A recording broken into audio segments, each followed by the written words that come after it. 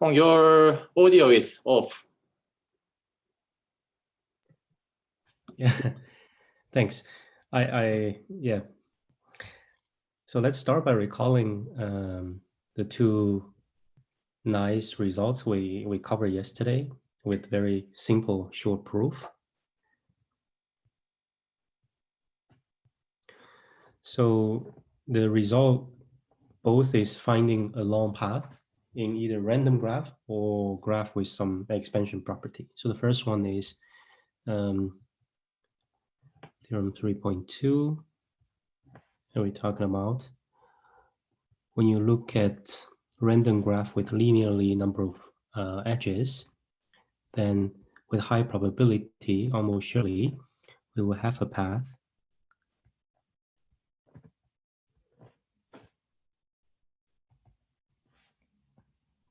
spanning path, almost spanning path, sorry.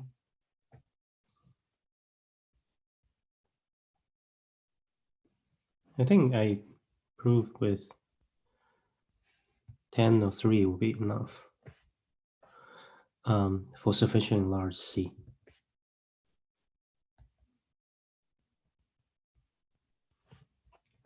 Okay, and the second one is about the expander with a constant expansion, which we proved that if we have alpha k expander,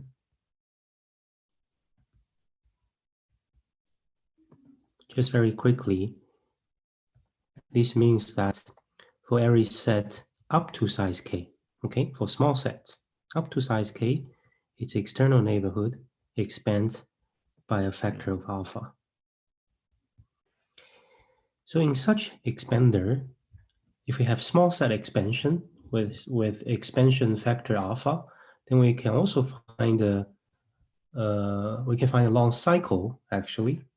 So this cycle is of length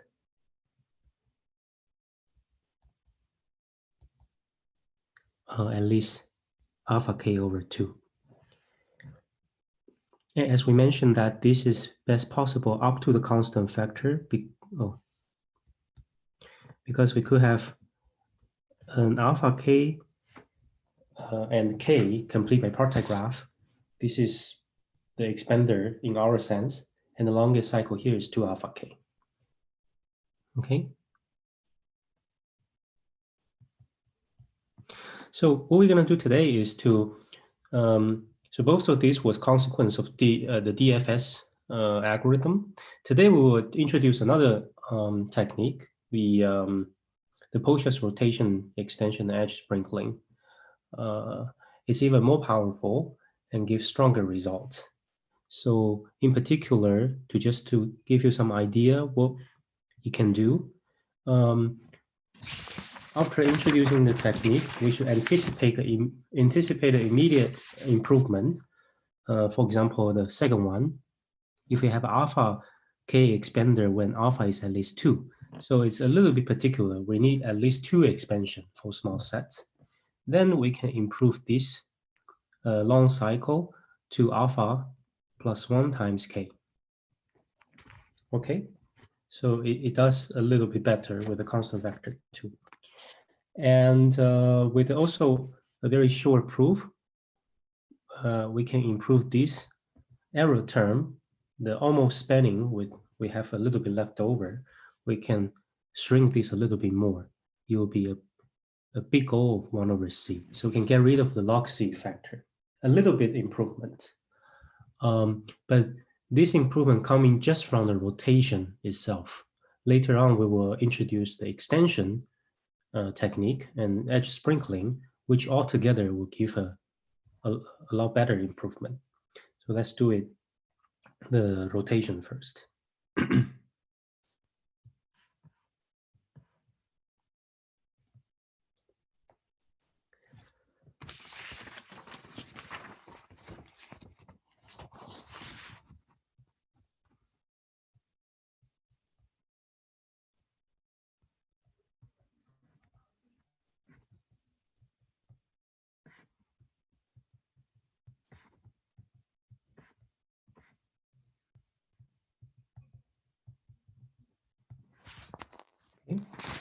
So this was first introduced by Poja when he determined the threshold for the appearance of Hamiltonian cycle.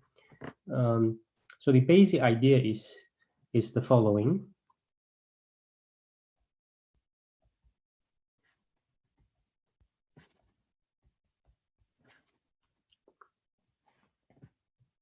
Okay, we're going to take, again, we will have our host graph G, and we will take P, this is the starting point, the longest path in G. Okay. The goal is to get longer and longer path, basically. So suppose we take the longest path in G. Then we're going to do some operation on it. So let's suppose our graph, our longest path P is from U to V. Let's imagine, this is not a directed graph, but I will imagine this is direction going to the right. Okay, so kind of imagine this is the starting point, which is U, and this is the ending point. Okay. So let me introduce some notation before we say the Poja's rotation. The first notation is that if we have a vertex x, okay, this is also at the beginning, for x on the path, we will call its predecessor. Okay, this is why we kind of imagine there's a direction going to the right. So we can call the vertex to the left of x to be its predecessor. We call it x minus, and the successor to be x plus. Okay, so we write x minus, respectively x plus, for the predecessor, maybe double S,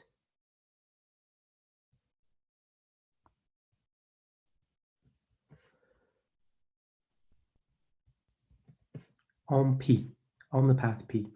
Okay, so this plus minus rotation is only with respect to the ordering on our original path P. And then we can extend this notation for a subset of the vertex set.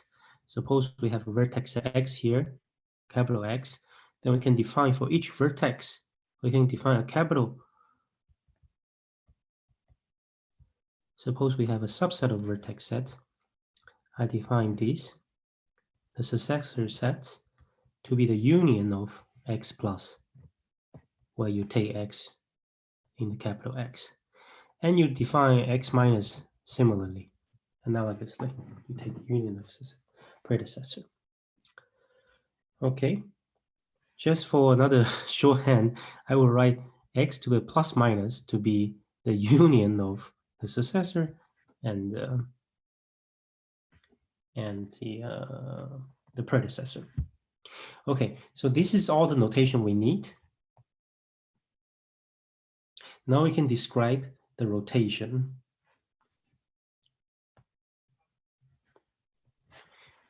So we have the maximality of P. We know that P is the longest path in G. What it means is that U has the starting point, neither the starting point actually and the end points, they have neighbor out of the path P, right? If they have a neighbor out of the path, then we could have extended to a longer one. Maybe I should have used. So this is not happening. We assume P is the longest one. So in particular, we have our starting point, its neighborhood, external neighborhood is on the path P. So all the edges, if you look at this picture, it must go on to the path P. Yeah, maybe I'll just keep this picture here. Now, so since we know that all its neighbor is on the path P, let's draw this picture again. We have our starting point U. let's take one such neighbor, call it X. Okay. Then let me write it down. Take X in its neighbor. Then we call that, this is the notation. We say that we break X minus 1, X minus. So basically what we're going to do is we're going to rotate the longest path, fixing V. So how it look like is the picture become, so now we jumped to the starting point U and we come here. So this is what we mean by breaking this path, the edge. This will break this edge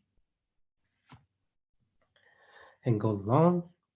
Now let's give some labeling. This is X, X minus. This is X plus on our original path. So this is P. Okay, V, the starting point U.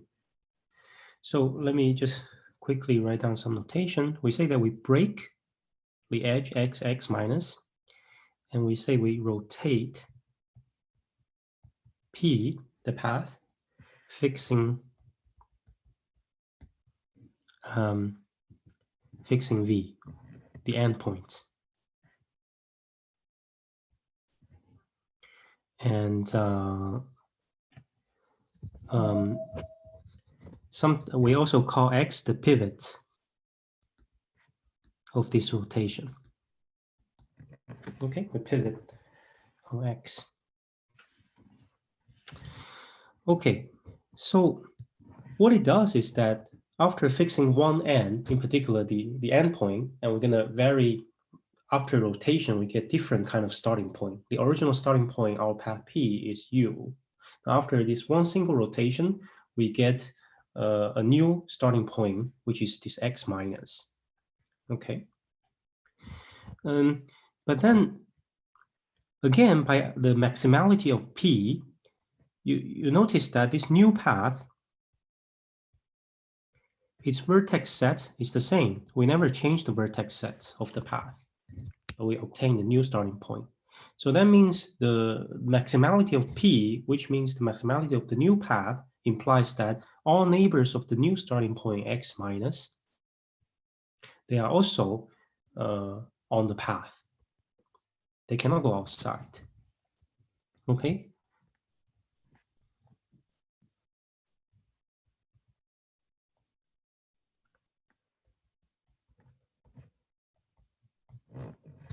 So that means we can keep fixing V, our endpoint, and keep rotating. We find another neighbor. Let me do one more step. Okay.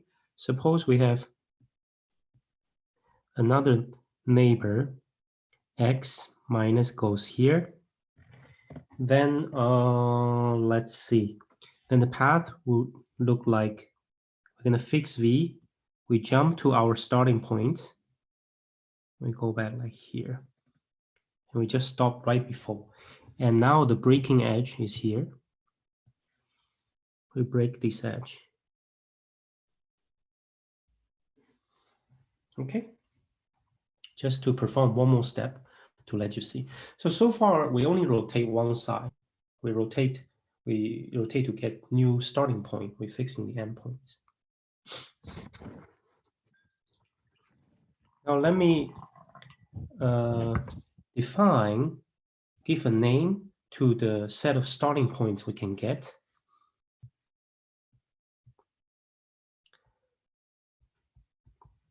Let S, P, comma V to be the set of starting points that can be obtained through a sequence of path, through a sequence of rotations like this, by fixing V. Okay.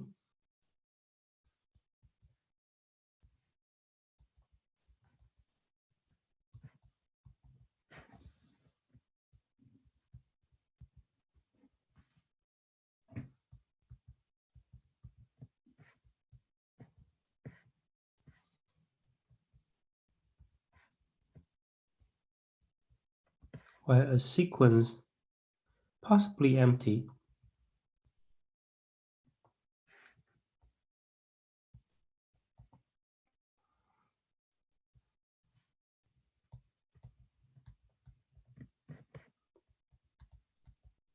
by possibly empty, that means our original starting point U is also in this set, capital S of PV. So if you don't rotate, U is also in this set. So after, right, okay. So that's the whole Poitras rotation. It looks quite simple. Apart from there's some notations, important notations like the predecessor and successor with respect to the original path. Let me recall, which is x plus x minus notation. And also when you fix the endpoints and you rotate to get new starting point, this is the capital S. This is all we need to remember, okay? And this picture in mind.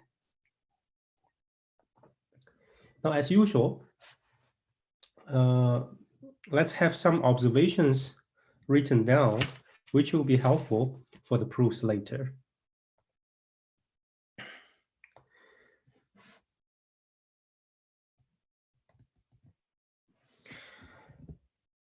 So the first observation, we kind of already mentioned it, is that all this path obtained through a sequence of rotation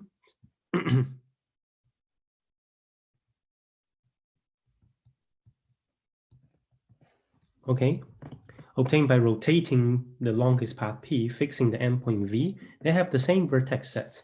We never use vertices out of this. It's always performing this rotation on the original vertex set V of P.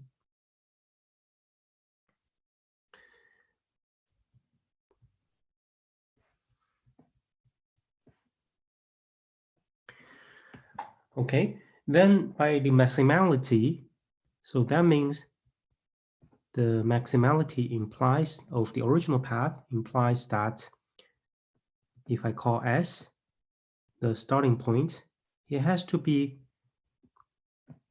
on the well, okay, this is it follows not even from the maximality, because we know all the vertex sets are fixed, just rotation on top of these vertex sets. So the starting point, of course, has to be a subset of that. And the maximality, actually what I wanted to say is this, of the path implies that the external neighborhood of our starting point set S has to lie also on P. This is the same reason as we mentioned before.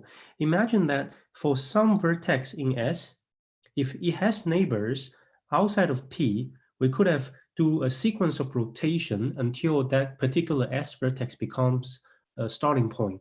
Then we connect this point to a neighbor outside of the vertex set of P. Then we get a longer path. That's a contradiction. So these are very simple observations. The last one, though, is also important, but a little bit longer. So it says, if an edge is broken in a rotation,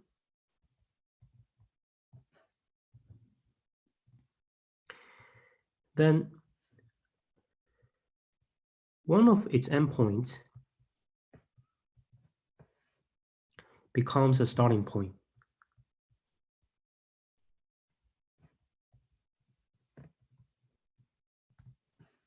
Meaning that it joins S. Let's see the first two examples here. Here, the edge broken is X minus and X. So X minus, one of the endpoints, becomes the new starting point. Now, if you look at the second rotation in the sequence, this red edge, I didn't give name to, it was broken. Now the new endpoint is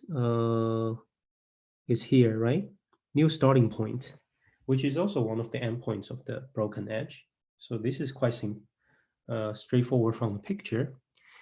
So what it implies is that if we have an original edge, by which I mean it's on the path P, not the edge in the path that's obtained from rotations, just on our very first path, if this original edge is broken, then one of its endpoints goes to S. This is what we just set up there, right? This one of its starting point becomes one of its endpoints of this edge becomes a starting point, so it joins S, and the other end goes to S plus minus, right? Because on the original path, look at this, imagine X here. If an edge is broken, then the edge is definitely between the vertex itself to either the vertex plus or the vertex minus. Just keep in mind, this plus minus is only with respect to the original path P. So this similarly very simple observation can already lead to the most important lemma in this technique, which also has a short proof thanks to this observation. Sometimes people call this Poch's lemma, or maybe one end Poch's lemma, because we only fix one. We fix our endpoint V and rotate the starting point. So let our path P from U to V, as in the picture, to be a longest path.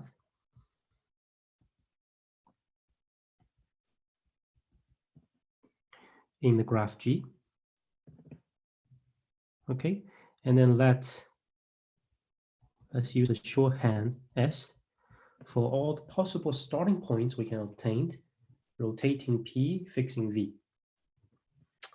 Then the conclusion is that if you look at the starting point, the set of all starting points S, its external neighborhood, which we already know it has to be on the path, but we can further restrict it. It has to be in the set S plus minus. So, right, we have our set S somewhere on the path, then its external, it can only send edges in graph G to the vertex which is next to it in the original path P. In particular,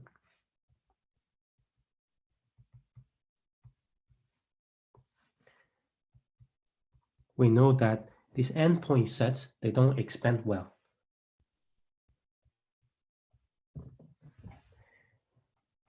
So there's a subtlety here. S plus minus, at the first glance, should have size 2 times S. So why I have strict inequality here? This is because U is our original starting point. U is on the path, is one of the starting point, and U only has successor, right?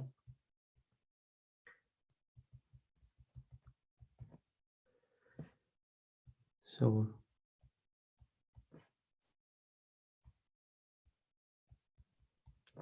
okay.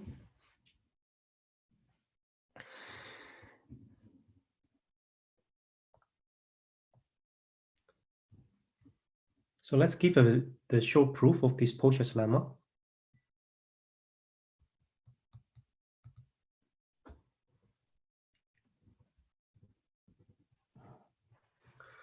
Okay, so what we're going to prove is let's take a vertex X as the starting points that we can obtain from rotation. And we take one of its neighbor, n of X, which means what? This in particular means that, so there exists an X V path P prime on the vertex set P that we can obtain, because V is our end, the endpoint of our path P, and S is in S. That means after some rotation, X becomes the starting point. To show that the neighborhood of S lies completely in S plus minus, recall that this neighborhood of S, I mean the external neighborhood, so it suffices to show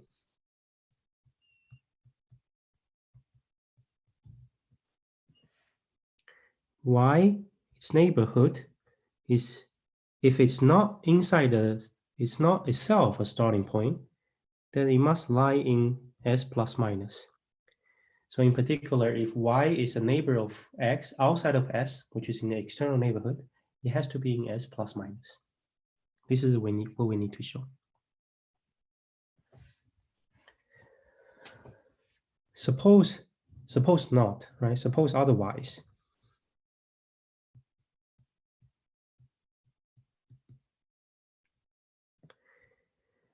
Then we're going to use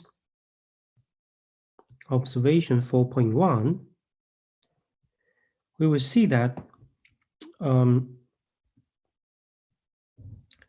me write it down first, implies that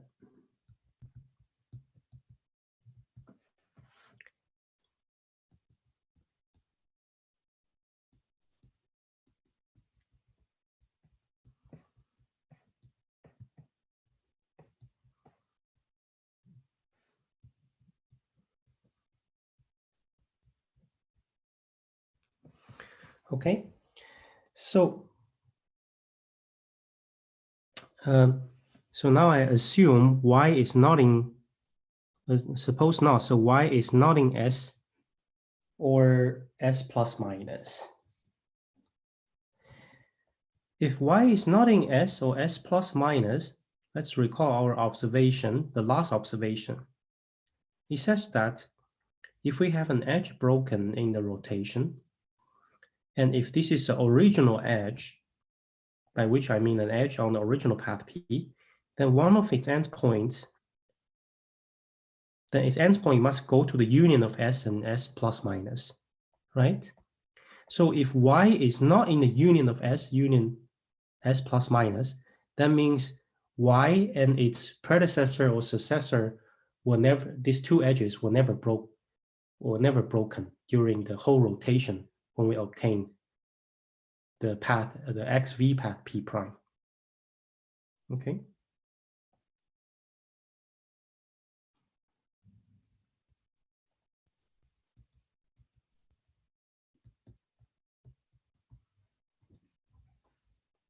Because if they ever broken, then y has to join S or S plus minus. Good. But then what does that imply? This implies that, in particular, if we look at the neighborhood of y in P prime,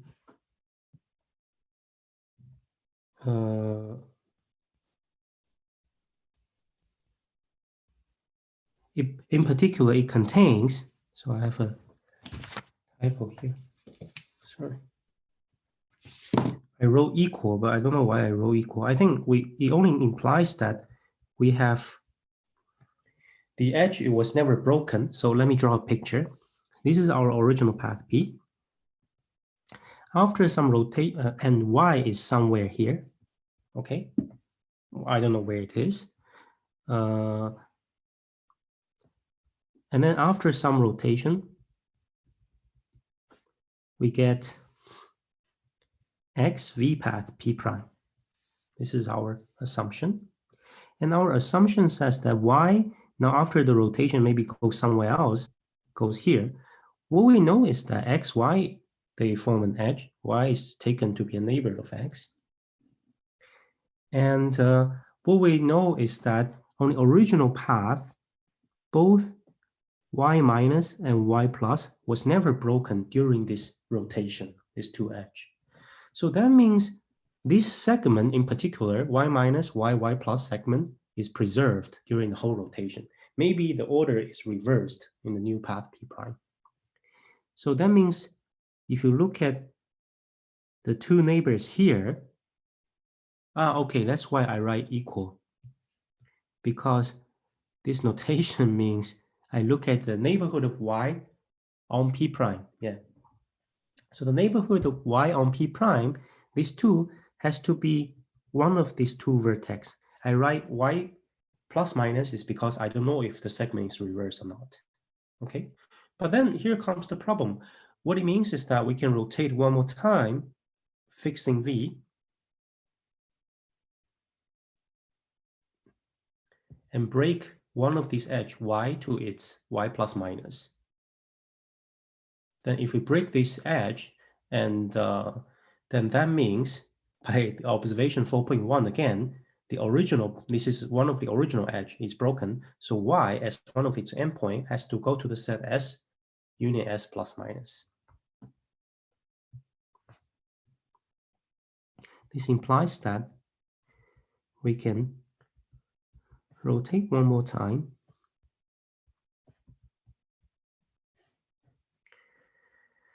Which implies by observation pivoting at Y. This implies that Y must join S union S plus minus, a contradiction. Okay. This is the whole proof. So maybe it's a good point if you have a quick question. Otherwise, I'm going to say the consequence of this very simple lemma. So you can see that this is very simple, but very smart, of course. Let's review very quickly. We have a longest path. We fix one endpoint, and we rotate to get all sort of different starting points.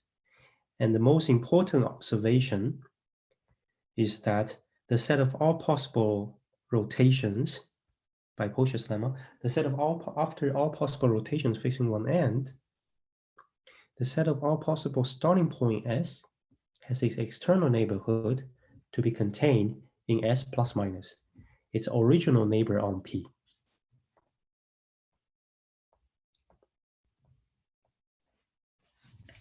So now I can give the proof of the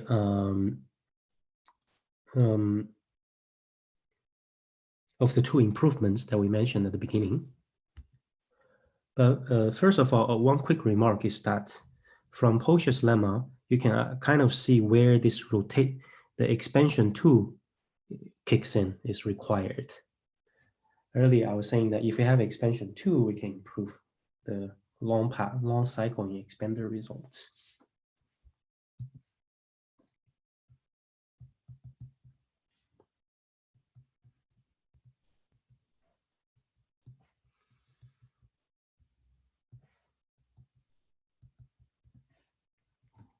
So now this is the improvement. We have our expansion at least 2, right? So G is a K alpha expander. Then there exists the cycle of length at least alpha plus 1 times K. Okay. Right. So this basically follows from the following lemma, which is due to Brandt, Boersma,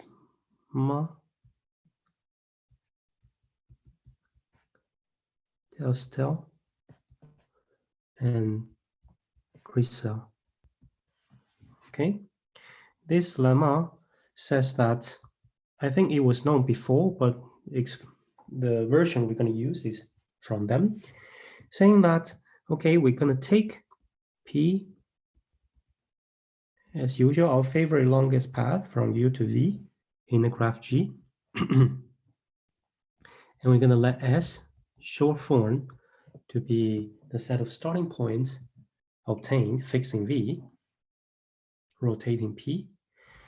Then G has a cycle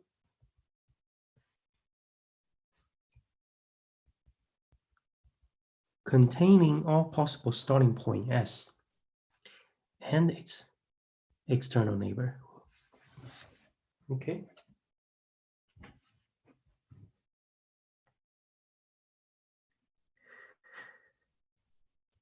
So let's first see how this lemma 4.4 immediately implies theorem 4.3 together with Poiseuille's lemma.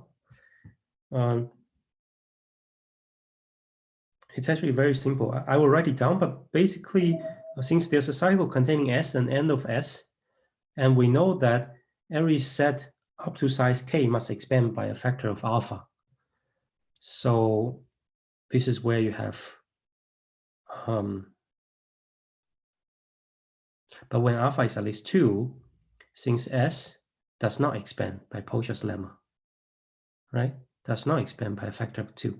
So that means S must be of size at least at least k or more than k. Then you take a subset of it together with the external neighborhood, which expand by alpha, by the expansion property, you get alpha plus 1k. So I will leave it as an exercise to derive 4.3 from 4.4. It's very simple. Let's just prove 4.4. For 4.4, right, the proof is also short. Let's see.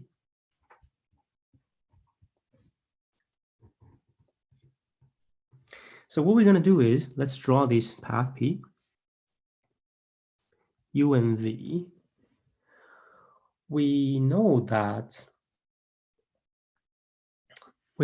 S is somewhere on the path, right? Maybe not as one segment. I just simplify the picture. Let's say this is S.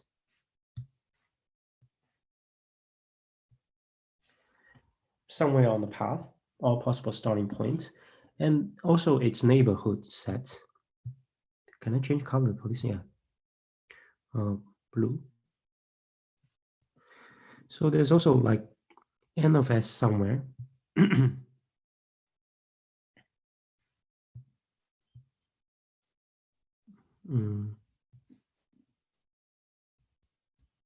Okay.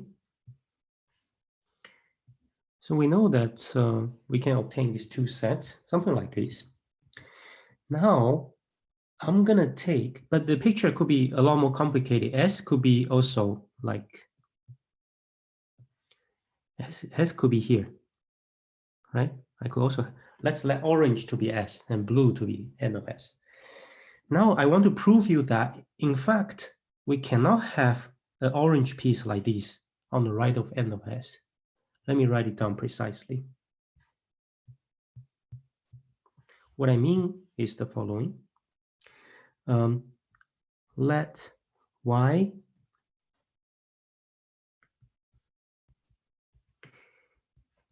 be the last point on P.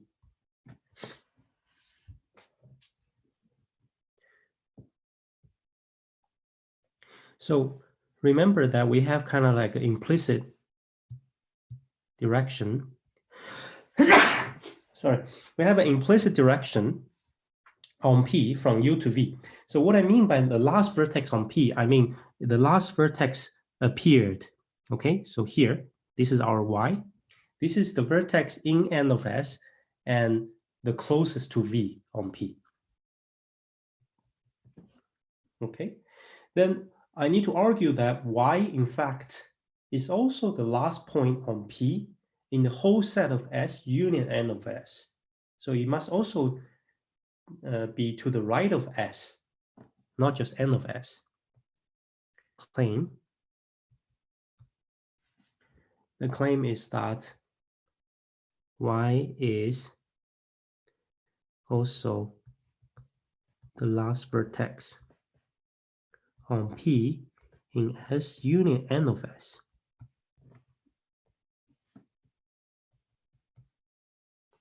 Okay, let's see the very short proof. So in particular, right. Let's suppose otherwise. Imagine that this is not true. Suppose there's something Z in S to the right of Y. Okay, suppose not.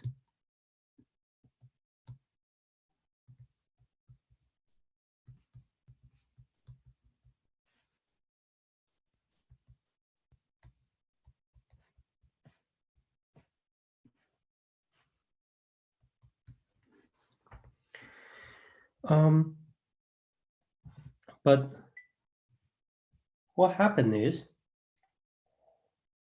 here's the contradiction. Remember observation 4.1, it says that all these edges here drawn now, they are edges of P. So this it's the original path edge on the path P.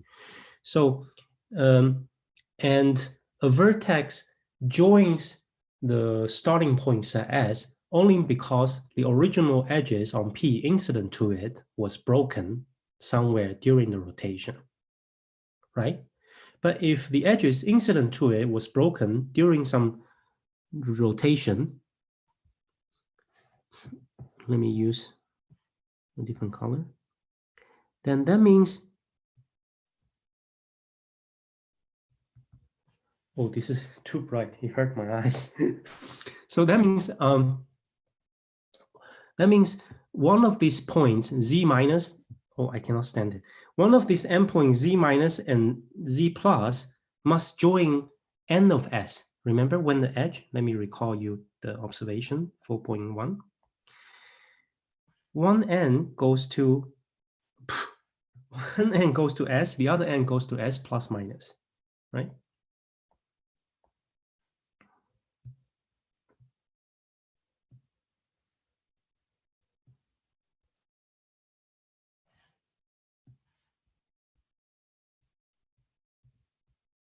Much better. Let me write down what I mean.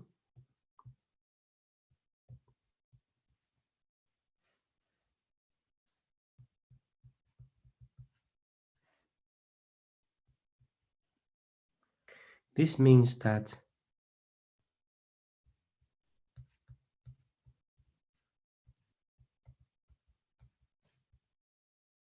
N of S.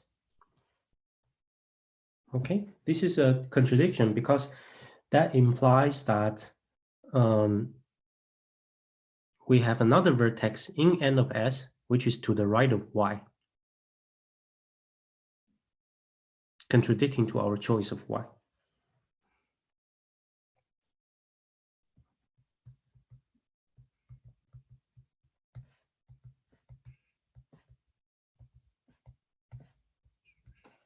I think there's a subtlety here. What if Z minus is Y, and Z minus is the one joining N of S, right? Then Z minus is Y itself, so there's no contradiction. But if Z minus is Y,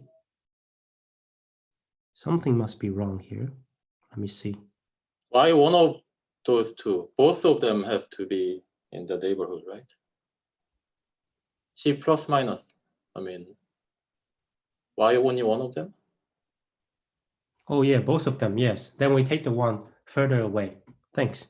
Depending on your definition of neighborhood, I mean, it could be external neighborhood, but anyway, so yeah.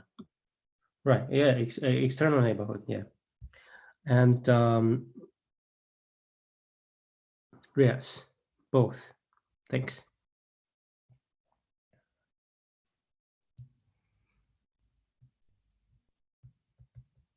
Okay, then we take the further away one, Z minus, Z plus. And Z plus exists because Z is never V, so it always has a successor. Okay, good. So, oh, that just proved the claim. So we just proved that the last point Y has actually to be the last point in, so the rest of the proof is just by picture. Maybe I will draw this picture here. So then what we're gonna do is that, no,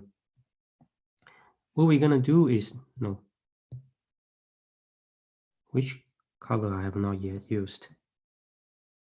Oh no, I've used all of them. Let's use this one. So,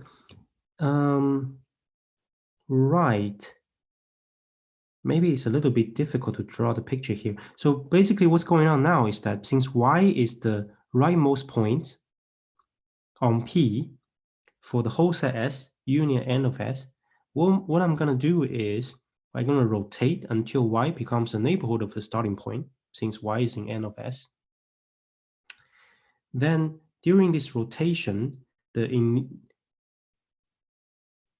initial segment from U to Y is always preserved. Okay, let me actually write it down, not rushing it. I confuse myself. Okay, after this claim, now we say that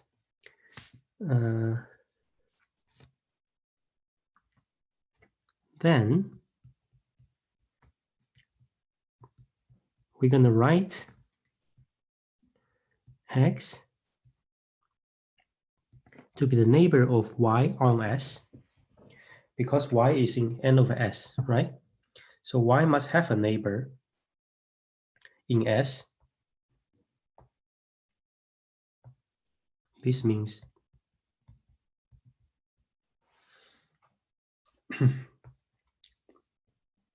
and we let Q to be the path obtained from P, where X, because X is in S, become a starting point. This is the XV path.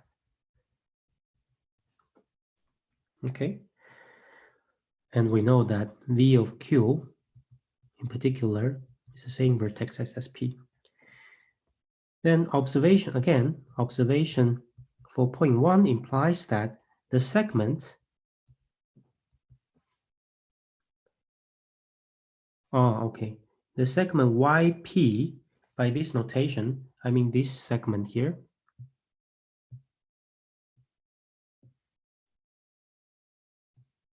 the tail, YP segment, the tail, was never broken during the rotation from P to Q. Because whenever you have a rotation, some edge must be broken. Then some vertex in this segment, the brown segment must have joined S or N of S. By our choice of Y, that cannot happen. Y is the last vertex. So this last tail segment is preserved during the whole rotation from P to Q. Possibly on Q, the direction is reversed, but we don't really care. The tail segment, what I'm doing. The segment YP was never broken.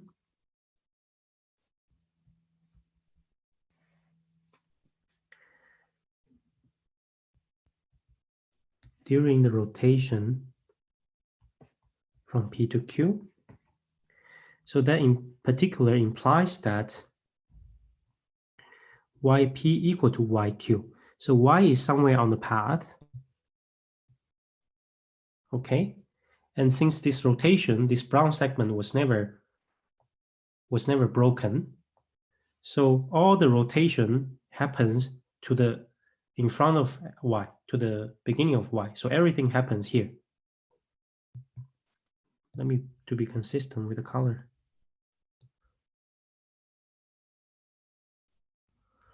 Okay, good.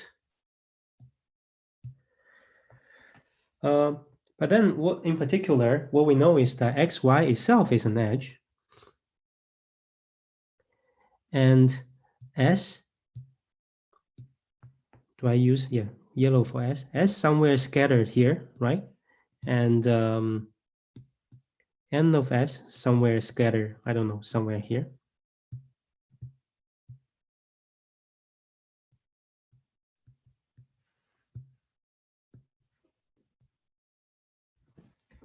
Oh. It is this color. Okay, so here the segment from X to Y at the edge XY on P is the cycle that we want.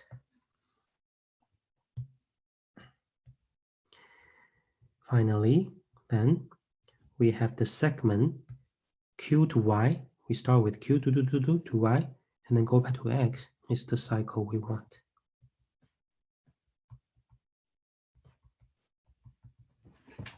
Okay.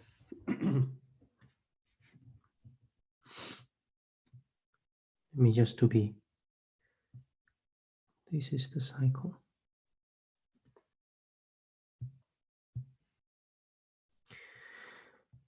Okay, so that completes the proof, showing that once again, lemma 4.4 says that during the rotation, the S to be all possible starting points, then the graph contains a cycle containing the starting point and its external neighborhood.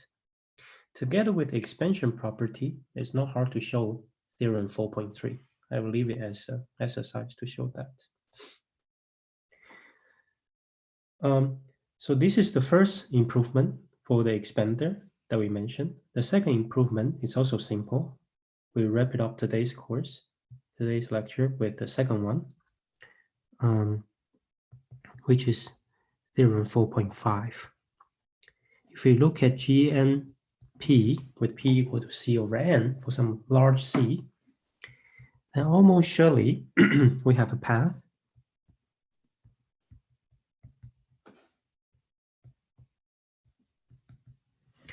of length, also a spanning path, but with better error term. So this notation just means there exists some constant. Probably, yeah, 10 is enough. Let me not confuse you with this. Yeah, we can have 10 over C times N, of course. So remember that before the error term here is of order magnitude log C over C. So we reduce it to 1 over C. A small improvement.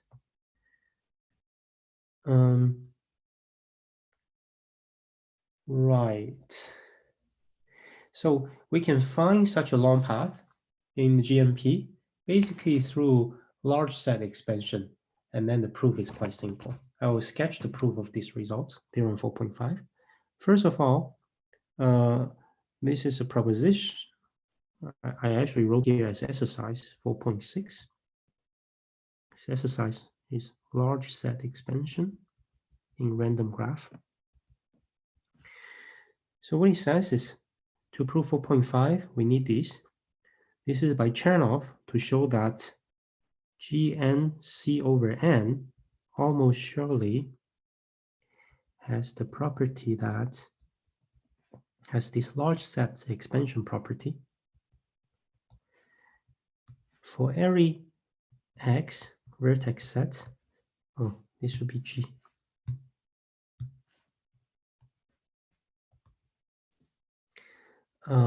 Of size with size M equal to 10 over C times N, which is the error term here. Maybe I have to put some slightly larger constant. Let me just put 100 to be sure. Okay, so for large sets, linear in N, we have the large set expansion. Its external neighborhood takes 80% of the vertex sets. Okay, this is very simple. Basically, you use Chernoff to say every vertex, whether it's in the external neighborhood of X, is independent of each other. Then you use the concentration. Then theorem 4.5, the improvement follows from the following lemma.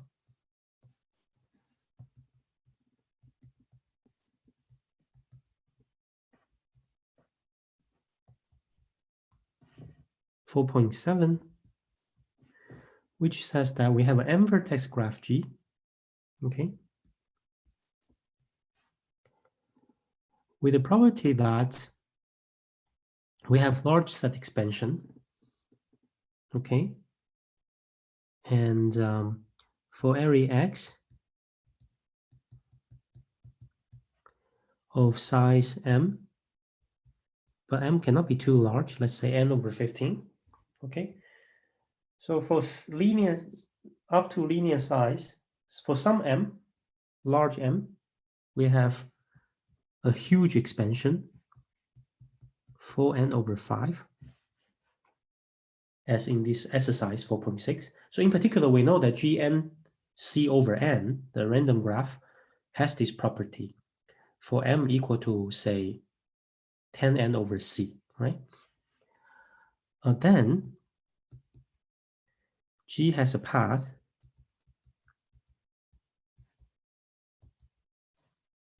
n minus 2n, okay? So in particular, okay, let me correct myself here. This 20 is enough.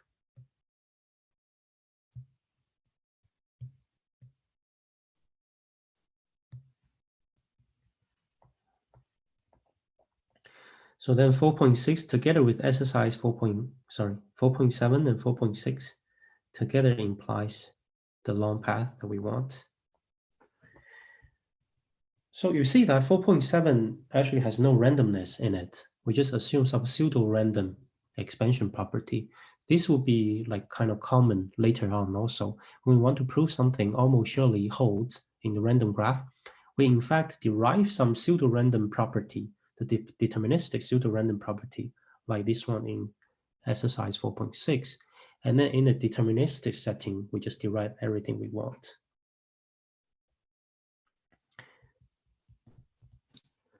So wrap up today with a proof of 4.7. Oh, this is only a proof sketch. Okay, I will not show all the details. The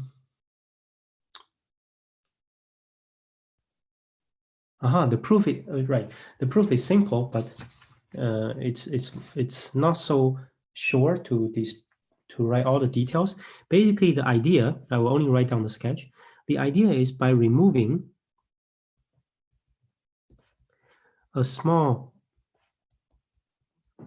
poorly expanding set, okay, we can bootstrap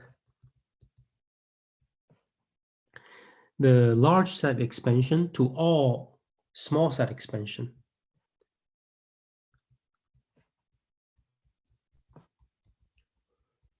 We have m set expansion to begin with, right? For every set x of size m, we have huge expansion.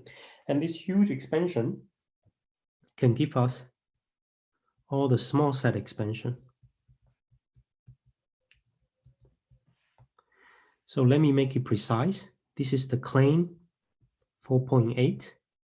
It says that there exists W vertex sets in G, a small one, poorly expanding of size m-most m, such that if you remove this vertex set, this means the induced graph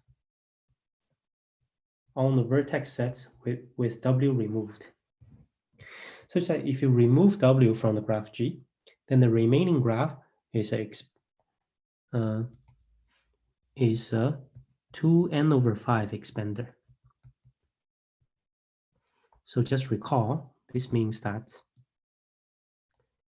for any u of size up to n/5, n of u in G minus W, okay, in the new graph, you remove W, has size at least 2 times u. We have 2 expansion. Looks like I'm taking a photo. We have a 2 expansion for all small sets up to size n/5. So this is what I mean by bootstrapping, okay? When we have a large set expansion, expand hugely, then we can bootstrap it by removing a small set to all small set expansion. After having these, this is not hard to show. We have exercise. Then we can apply Poiseuille's lemma. So this is the first step. Second step, Poiseuille's lemma, which is lemma 4.2. Okay. We apply this to a longest cycle, not in G, but in G minus W in our 2n/5 expander. Longest path, P in G minus W.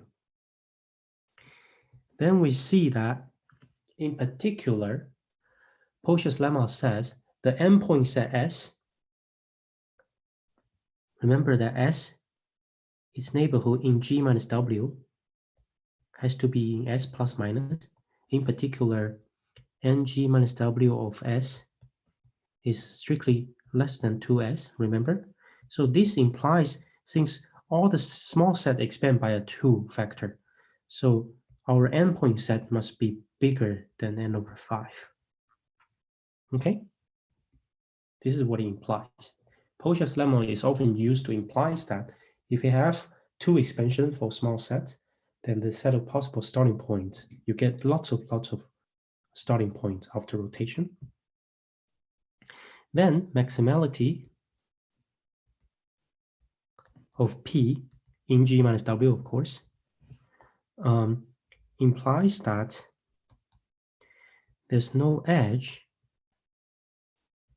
between S and the set Z, which is the vertex set of our graph G minus W minus, okay, running out of space.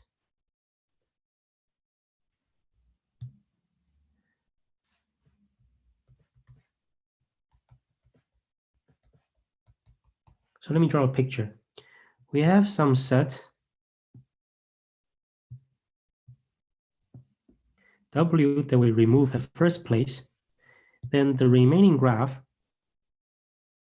G minus W, is a 2n/5 expander. Okay, we take our longest path in our expander, P, and we derive that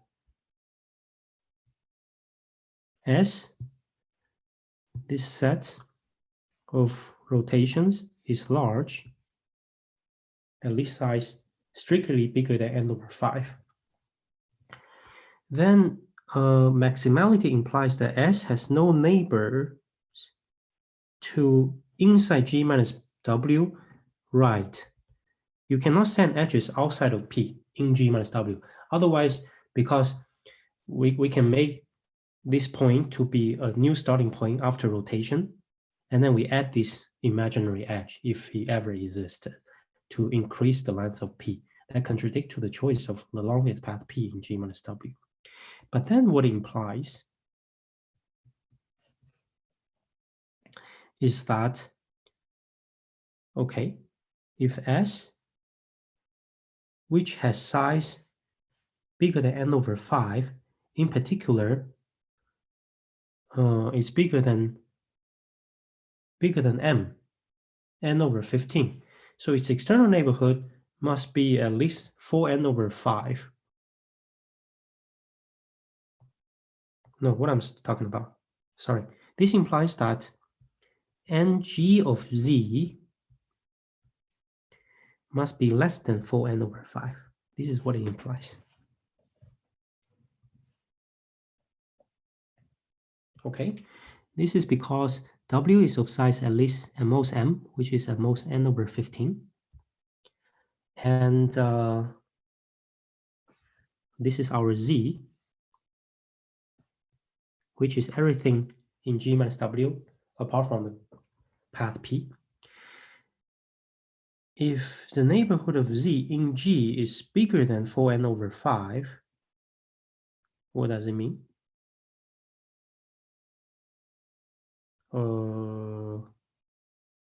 That it would have intersect S, because S is at least n/5, okay? Right. I confused myself. Okay? It would have intersect S. Wait, intersect S is not good. Oh, we want there's no edge between them. All right, yeah.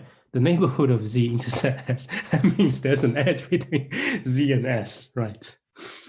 It's a little bit early here. Okay, this is what it implies. Then, okay, but then we know the graph G minus W is 2n/5 expander. We know that our graph G has large set expansion. For set bigger than m, it must expand to at least 4n/5. This from the G expansion, large set expansion, implies that Z has to be less than m. If it ever equals to bigger than m, you take a subset of size exactly m, you can check. Then this implies that we are done, because the whole path P consists of vertices not in W or Z, but everything else. But both W and Z are of size at most m.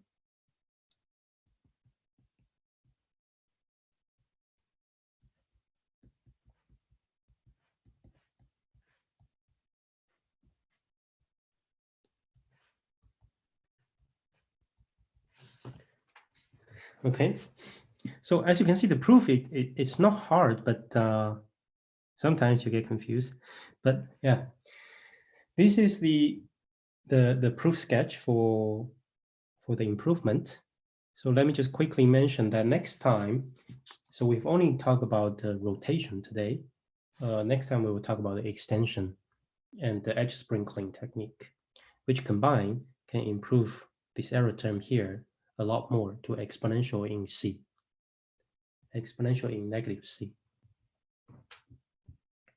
And maybe you'll give a couple of minutes for questions, then we wrap it up for today.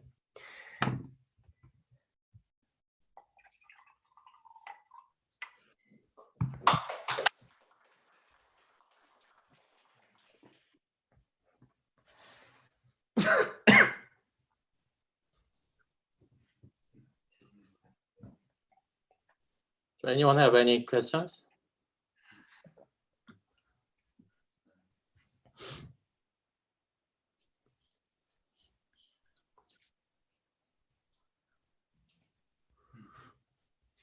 Yeah, so today the most important thing is this lemma, the simple lemma by Boscia. And then its consequences using these with respect to two expansion, the expander with the expansion property, expansion factor at least 2.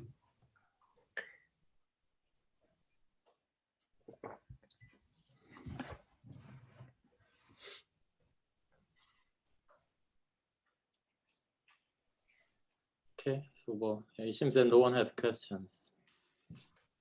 Again, there is a YouTube link on the chatting, so that I will upload the recorded video on this YouTube link, so that you can watch it later if you miss some. So I guess that's it for today, right? Right, thanks for coming. I'll see you guys tomorrow.